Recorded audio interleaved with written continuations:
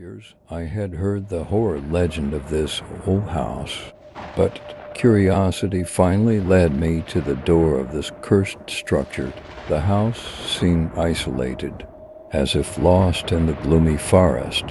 The sky had darkened, and I felt as if I had disappeared into the depths of the forest. When I knocked on the door, seemed to be slowly opening. I quietly advanced and saw a woman inside. She was wearing a long white dress, her back turned towards me and her black hair cascading down. For a moment, I felt relieved because she didn't look like the elderly woman from the Liege. However, she suddenly turned around, revealing her face. Her eyes were like pools of blood, her lips were pallid, and her face resembled that of a ghost. I tried to stifle my scream, but no sound came out. She started walking towards me, her hands tightening around my neck. I couldn't breathe. I was choking. I was on the verge of losing consciousness when she abruptly released her grip and vanished. I gasped for air, momentarily relieved, but then I sensed another presence entering the room. I turned around, and this time, another ghost stood before me. Her eyes were bright red, and her mouth was smeared with blood and a spine-chilling voice. She uttered, "It's your turn." I fainted in terror.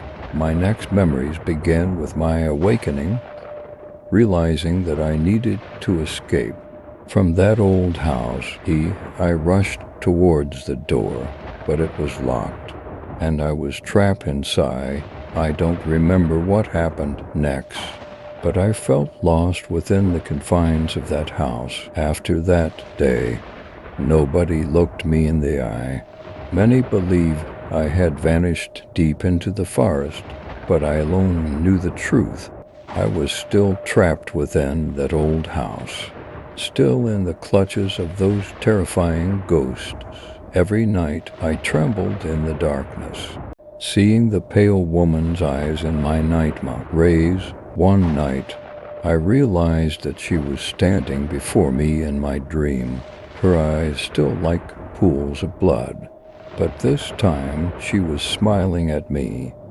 "Maybe I'm with you now," she said in a bone-chilling voice. From that moment on, sleepless nights and nightmares became a part of my life. The ghosts never left me.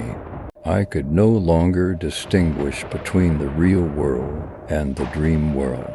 My agonized screams echoed within the house, yet no one came to my aid.